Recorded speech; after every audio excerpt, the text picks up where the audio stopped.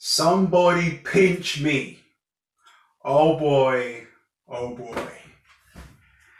Oh yes, we are back at it. Welcome back to the channel. This is going to be another preview and predictions video for UFC 251, Yas Island, Abu Dhabi. The one and only Dana White has blessed us with such a main event.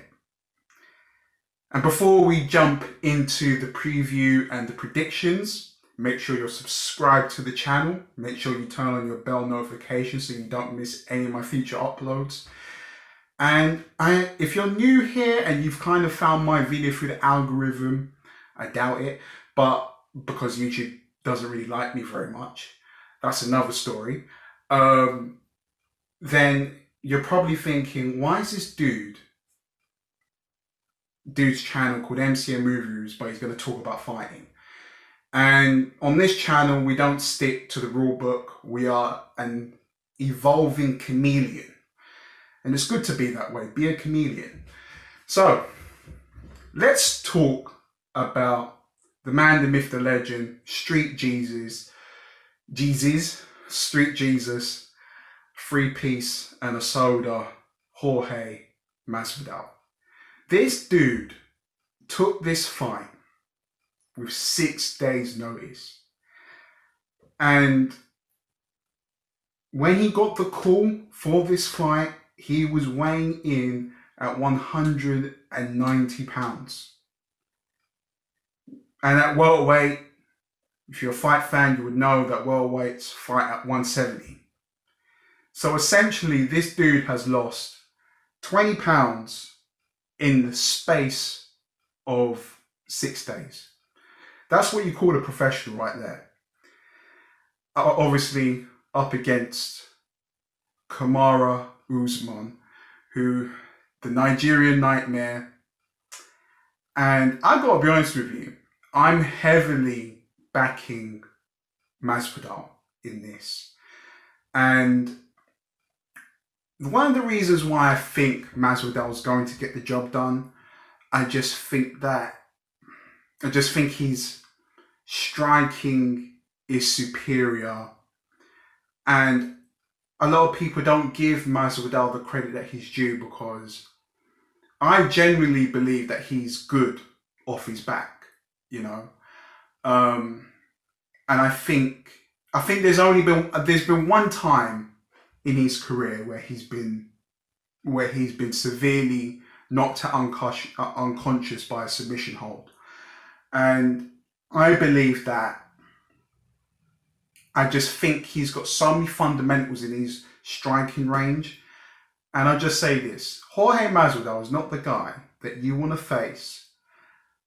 And especially if you throw any straight punches that are lazy against Masvidal, he's got ways of maneuvering, he's got ways of ducking in and out of those punches inside the pocket, and before you know it, he's hit you with 3 or 4 punches, and then you're looking up at the floodlights, you know.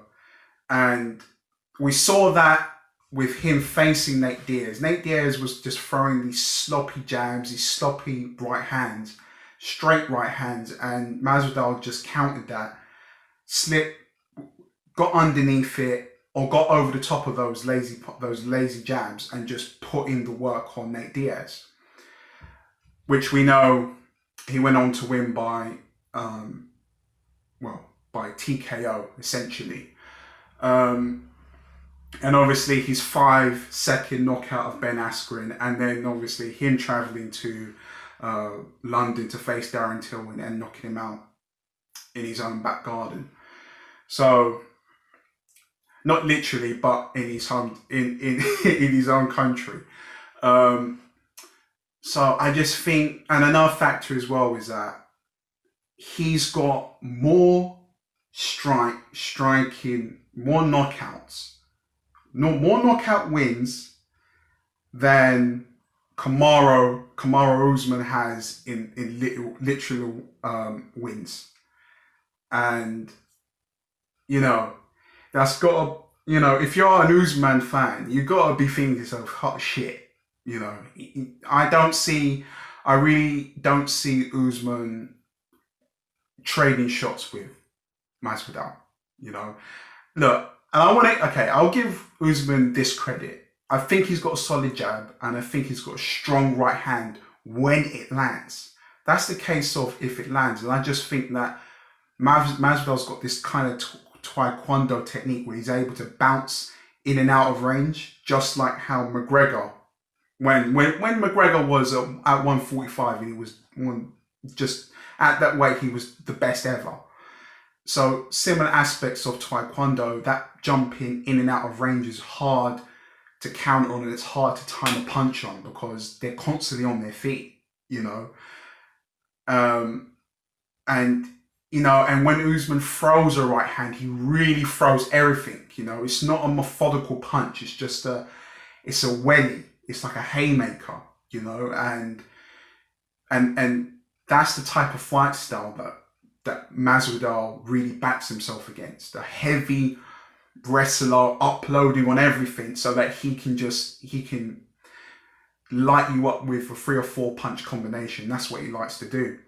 So I think I'll go with Masvidal second round. I think he's going to get the job done. And if I'm wrong, hey, look, I'm just an armchair fan with an opinion. Now, let's talk about one of the other title fights. Peter Yan versus Jose Aldo. And I'll say this. That fight has the potential to be a real friggin' blockbuster. It has the potential to be one of the best of the year within the UFC.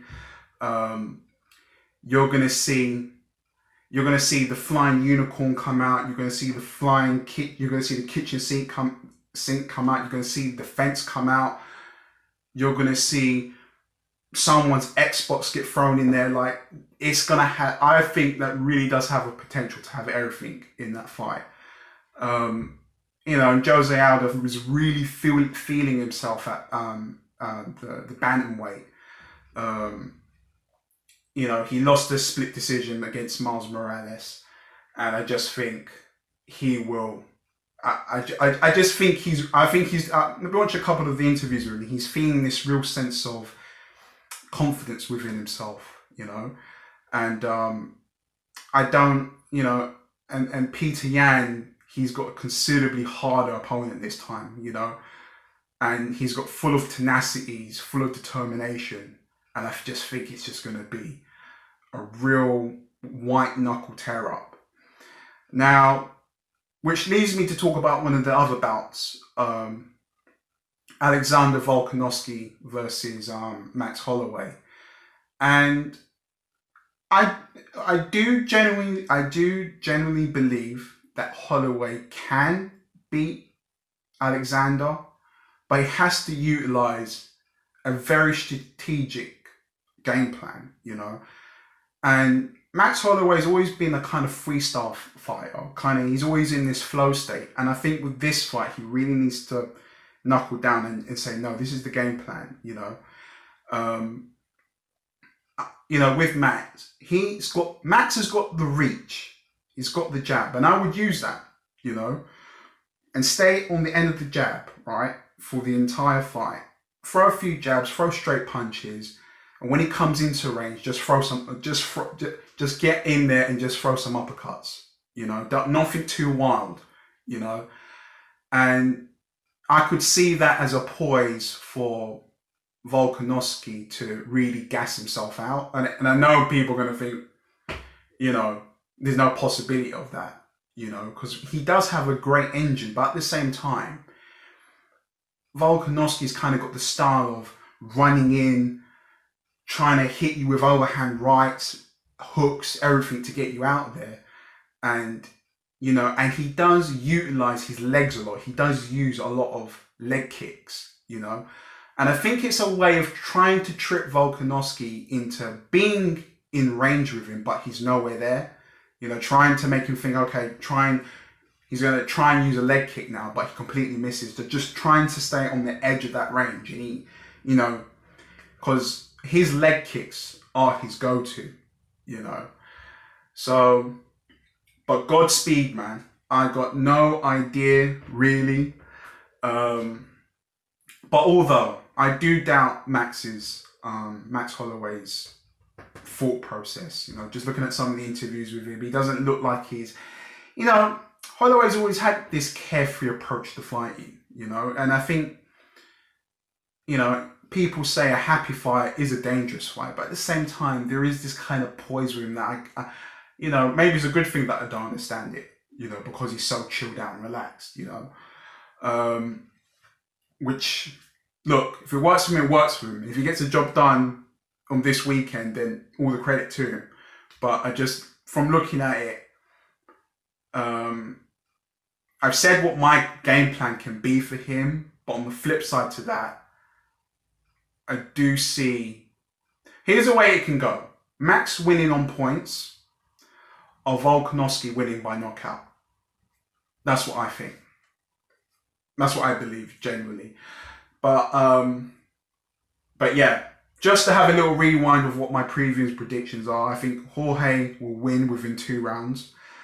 I got no idea what's going to happen between Peter Yan and Jose Aldo. That's just going to be madness. And I'm going to go with Volkanovski knockout. But if I'm wrong, Max can win by points. But yeah, guys, let me know your thoughts in the comment section down below. Who have you got? Who's winning, these fights in the comment section? Have you got Jorge? Have you got Usman? Have you got Holloway? Have you got Volkanovski? Have you got Yan? Have you got Aldo? Let me know in the comment section. I'm always in the comment section for 24 hours every day. I'm always checking. So always feel free to drop your thoughts down below. Check the description for my other live stream reactions to UFC events and my other preview and predictions for boxing as well. But yeah, if you like this video, give it a thumbs up, show it to your mates, and make sure that you're on the channel 3 AM Sunday morning. That's when I'm going to be going live for UFC 251, and we're going to see who is going to conquer Fight Island. Guys, thank you so much for tuning in, and I'll see you in the next video. Peace.